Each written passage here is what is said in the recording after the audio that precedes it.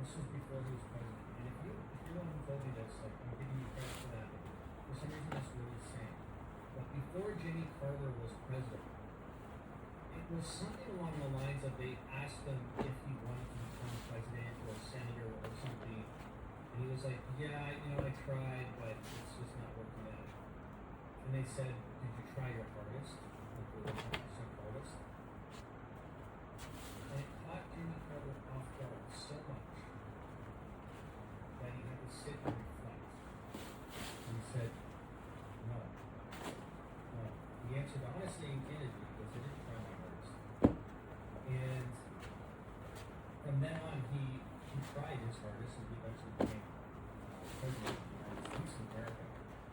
And that led me to think, even for myself, if I really want something, or I really want to achieve something, and in this case, the document, right? This is a 9-year goal. So at the onset of it, I know it's a 9-year commitment. And I'm like, roger that.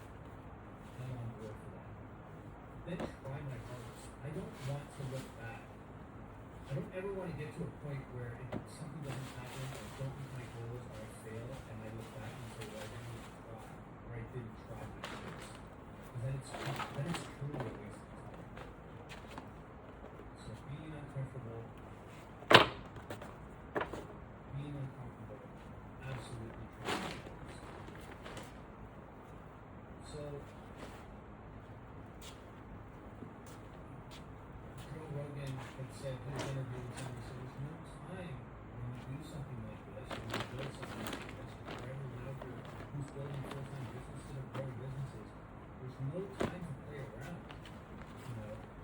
And I see it not in this forum here or in this discussion, in this chat, but I see it in other chats where there are people building businesses and they're live documenting them, and people will comment and say, I tried and it didn't really work out, and they're like, oh, did you play Age of Empires, or did you play, are you going to play the new GTA or whatever?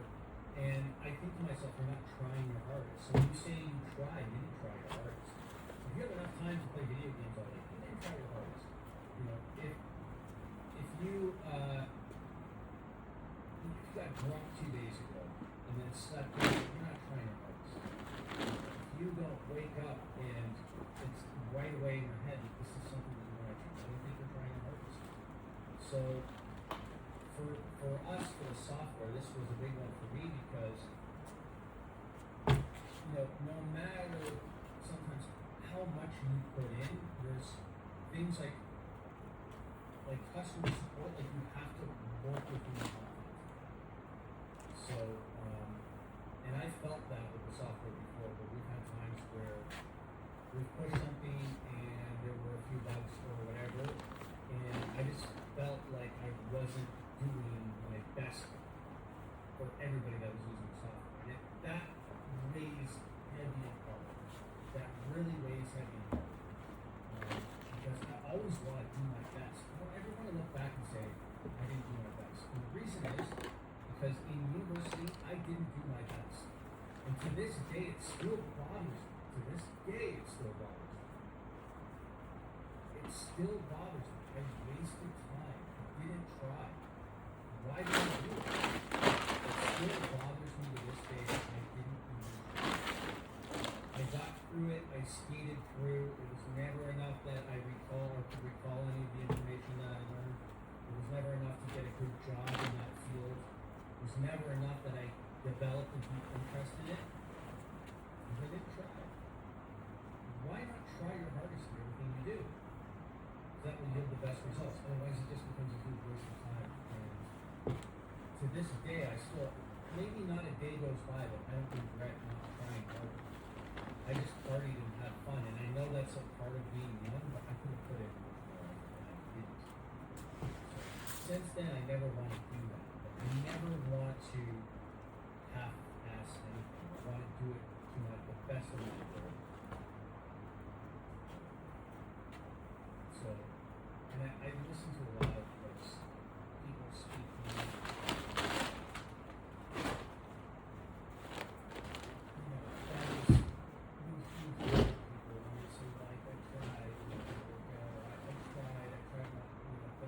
If you were honest with yourself,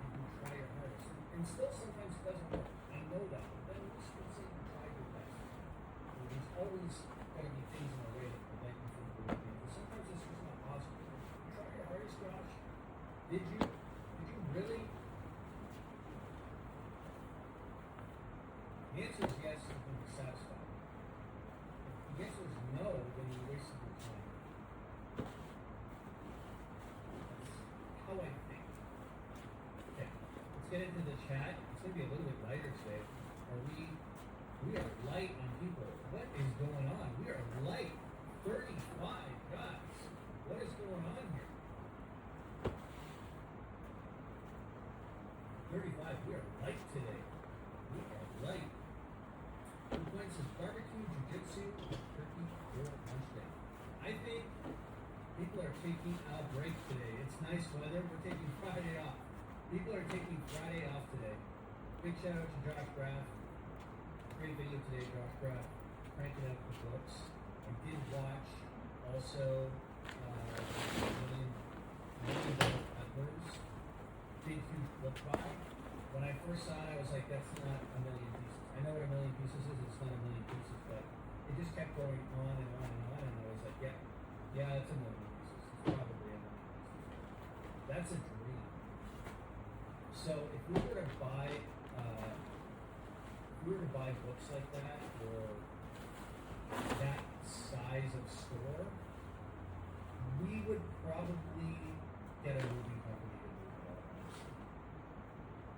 and then we'd bring it to the world. So we would probably get a moving company to put it on pallets, get the pallets delivered, get the moving company to put everything on pallets, wrap it, and then just bring truckloads to our warehouse and then just do it one pallet at a time. That's how, I don't know that, because I know they're putting it in a van and then a truck and moving it around. I would want a moving company probably that would take care of that, because that's a lot. That's an insane amount. It's going to take months and months and months and months and months to move all that stuff out one at a time. I think I'd hire a moving company and say, hey guys, this is what you got to do. Get it all wrapped up and shipped to our warehouse. But that's a great buy here. So a million pieces. Even if you want to say $15 per piece, it's probably more like 20. Call it 15 to $20 million in product. It's the buy of a lifetime. It's huge. What a monster buy.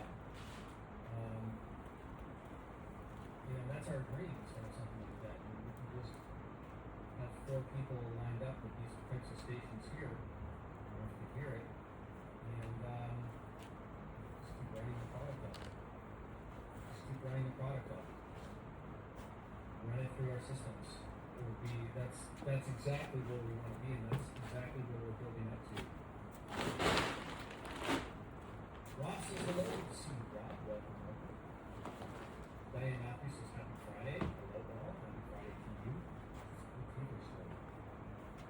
IdeaPad says infomercial type content. I knew as soon as I saw your name, IdeaPad, I knew it was going to be trolling. I knew it. Diane Matthews says happy Friday to you. JSK Media says good morning. Good morning to you. Boho Armadillo says, so glad to see you live, Josh. Good to see you, Boho Armadillo. Welcome. Kevin Hawthorne, the hardest working man in Lakeland, Florida, says good afternoon. Good afternoon to you. Missy B says good morning. Barely here. Electric off for hours last night and I am out of sorts. I feel that too. Missy, I'm in the same state. That's how I was yesterday. Yesterday I was like, I don't have anything in me. I'm exhausted. And last night I only did 4 hours sleep again. I feel good right now, but I'm gonna crash because it's still not gonna let up really for me. I don't think ever, but it just feels like it's gonna be crazy. I need a really good night's sleep.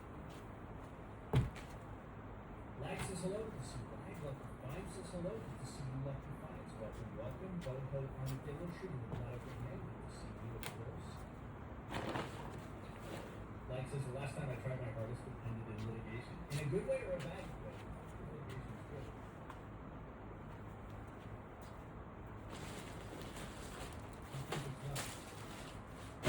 Lag says there's always sharks in the water. 100%. The biggest sharks I know, so when it comes to business, the biggest sharks I know are the calmest and coolest people. So, no, my feet are feeling walking along. They are feeling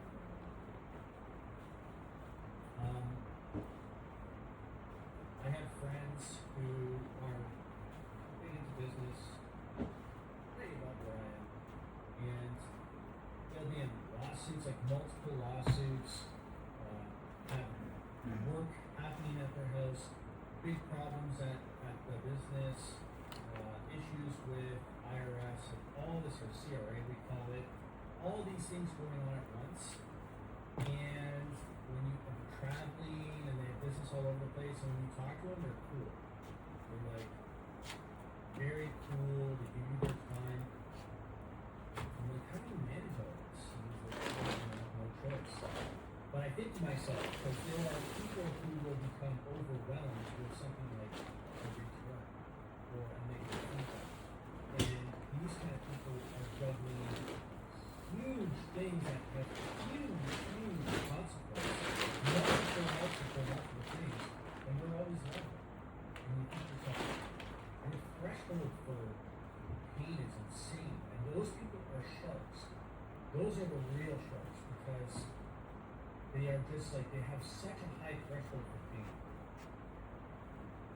Graham Zen Pop Center says, if you had not half-assed something and regretted it, you wouldn't have this outlook today. Nothing wrong with regretting it. So this is a good point, Corey, and you're probably right.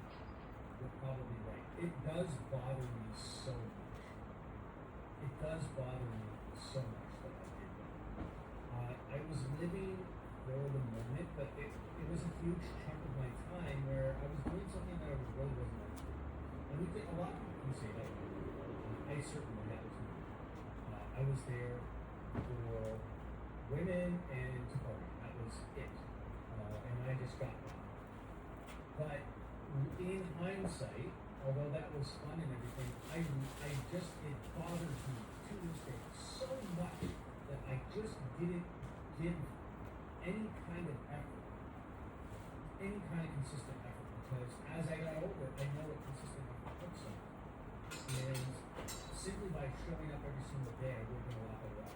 I missed classes, I'd skip class to go to the gym. I could have fitted in my schedule. I didn't need to do that. So, it does. It bothers me to this day, and I think because of that, I like to see things through. But I've also learned that it's important to see things through. That what I once thought was failure is really just part of the journey. It's not an actual failure. It's a learning point in the journey. Sometimes those learning points can be very, very hard and difficult. Having fun is one of the best parts of life. I've had my phone on my phone. And it's look, it says, hello, good to see you. Susie, welcome. Didn't know it was Friday until you said that. Yeah, I keep a close eye on it now. Now I'm very, if I don't keep a calendar, I'm like lost. If I don't keep this, see my calendar? Yeah, if I don't keep that calendar, I'm dead. I wouldn't be, without the calendar on my phone, I'd be dead. I would be dead.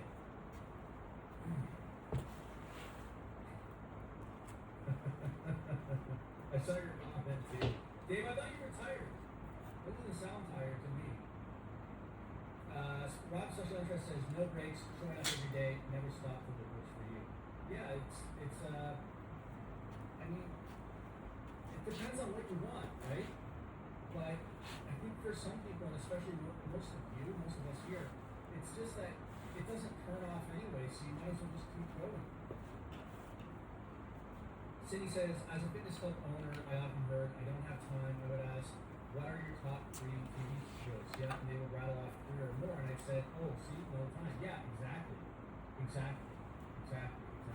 excuses, and I've been guilty of it too, especially with fitness. So when I was really grinding, putting in the hours, listing everything by hand, like really pushing and just trying to keep my nostril above water, that was for me the worst time for working out. 6 years ago, I was in the best shape of my life. The best shape of my life. And then that slowly slipped away from me while I was building my business. There's really no excuse other than my mindset was not there. My mindset was in survival mode. I was running on fear, adrenaline, and just like not sleeping and just push.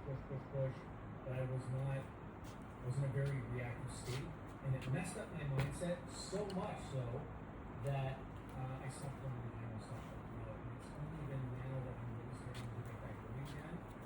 And I miss it. My mindset is very healthy, it's very good. And I miss it so much.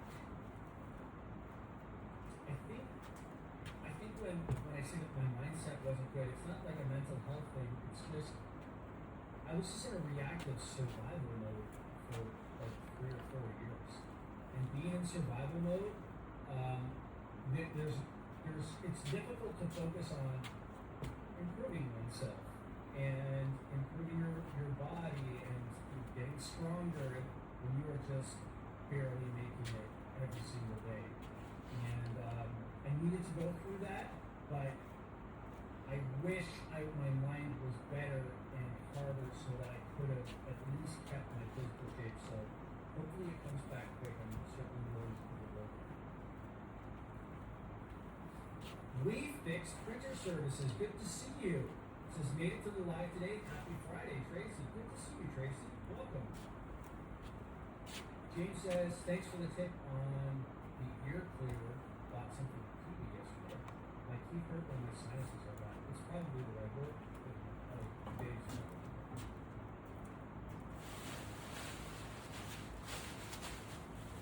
Spike Judd says, happy Friday, Mr. G. I'm struggling to keep up with my orders since implementing was easier. When is the right time to hire someone to pack orders? The right time to help someone pack orders. So I think that's a loaded question, because the simple answer would be when you don't have time to grow a business, that's the time to bring someone in. But there are so many moving parts. Did you have a massive debt pile, then you listed it, and all this money's coming in, and now you're like, I should hire someone? Then's not the time, because you want to build the systems to get you inventory coming in. What's your situation? Are you behind because you've been busting your butt for the last 3 years and just barely getting through it? Or are you comfortably ahead? And I think those are the kind of questions that you got to ask yourself. Once you have the answers to that and you're like, no, I feel like my inventory systems are prepared for this, I'm organized, all the systems in place to do this, and I can do it comfortably, then and my opinion on hiring someone is, don't hire someone cheap. I think that's like, get someone who's very, very good, because I would much rather pay double the wages to someone who's successful than half the price. And I know it's easy to say, but trust me, they ever pay, they will have the real capability of real coaching. And it's better for them. They become a part of the team. So that's super day for them. So that would be my answer, Spike. It's different for everyone. And it really depends on, again, like what are your debt obligations or what are your goals. But if your systems are in place and you're tired and you're burned out from packing and you're consistently like earning X amount of dollars over what you need, you're best off back in the business. I mean, it's not something that can't be undone. If you hire someone and that person doesn't work out, and they're working for you for 3 weeks and they're like, this isn't working, then so be it. It's a business contract. You can let them go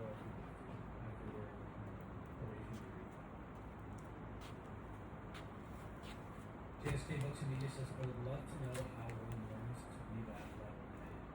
It's like not spun at all. And, Dave Smith, Super Dave's met one of these guys, not spun at all. Nothing phases them. But in every case, these people hit a bottom, a deep, hard bottom. And when they go through that suffering and that really painful moment, it's like nothing can face them.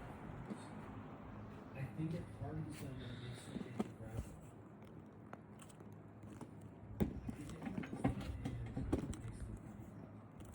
Because some people you see and it's like no matter what gets thrown their way, they manage to persevere and just roll them out. I would even say that about Donald Trump.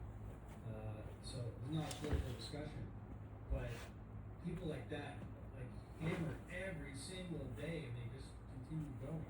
You know, whether you love them or hate them, it's that like unrelenting, you know, unrelenting criticism and like it's just all the time. They're oblivious to it. Not to compare my friends to Donald Trump. That kind of thing is, it's to me, I don't know how because that would bother me. I think over time. Medications is James. James says, I got back to Valiant last night. Feels good. Now, how long to get back to 6 miles per hour? I know, or stroke out trying. You know what, James? I just started at 5. I'm like, I don't need to impress anyone. I'm going to go real slow. I'm just going to go 5. And then I think now I'm going to go like 5. I'm going to slowly work my way up to 6. I think good advice when it comes to things like running is don't even worry about 6 miles per hour, running it in under 30 minutes, or anything. Just focus on the activity. So your only goal is to complete the activity. Even if you walk. Even if you have to walk it, just complete the activity. Because if you just complete the activity every single day, it will naturally get better just by doing it. So that is how I do it with my life, where I'm like, this is an A+ task that has to get done. And if I'm sore, if I'm slack, or whatever, show up and see what happens. I haven't slept in days, so 3 days I haven't had more than 4 hours a night, maybe less than that. I'm going to just turn the treadmill on and get in it and see what happens. And I had a great run. I ran it 5.5 the whole way through. But for Josh 6 years ago, Joshua was running 8s. 8.5. It's horrible, but I can't worry about that because that's all in the past. I just gotta show up every single day and see what happens. But my goal is only to show up tomorrow. I show up today, I accomplish my goal. My goal is to show up tomorrow. That's it. Like it says, at one time I was the one that got overwhelmed by a return also. Now returns don't even register on the needle as a problem. I think your tolerances increase with experience. I think so too. And you go through these things like where you have like 3 or 4 returns and they're all high value returns and you know you go through it, it's like why is this happening, all this stuff, and those are the moments that shape you where it's like, oh, it's not as bad as that, or you know, who cares why they're returning. I personally don't even look anymore. Someone says return blah blah blah or it shows, I just like, okay, accept it. I don't care, it doesn't matter. Send it back, I'll sell it again, I really don't care. And I think that I too lagged, I know I was a person where that really bothered me, where I was like, I'm doing my best, this is exactly what you asked for. Why are you returning it? I did everything you wanted. But the correct response is who cares? Maybe they don't have the money. Maybe they were drunk when they bought it, or high, or maybe they changed their mind. Or maybe in real life it's not what they actually want. Who cares? It doesn't matter. So I agree with you. John Worldwide Brother says, I have a small whiteboard on my fridge that says, could I do better? Yes. Written on as a reminder. Yeah, exactly. I know there are times where I can do better. Sometimes it's a knowledge gap thing. when it's a knowledge gap where you just don't know, like I don't know what the next step is, or I don't know what to do, then that just keeps coming, that just keeps showing up. Same with sometimes a physical barrier. So as James was saying, and this is what I'm going through too, where if you think about the big picture, and James will probably feel this way, it's discouraging when if you have really good running times and you can't do those anymore. It's not because you're older, it's just because you're not running. So if you look at the big picture, that can be very discouraging. So it's just time, to show up.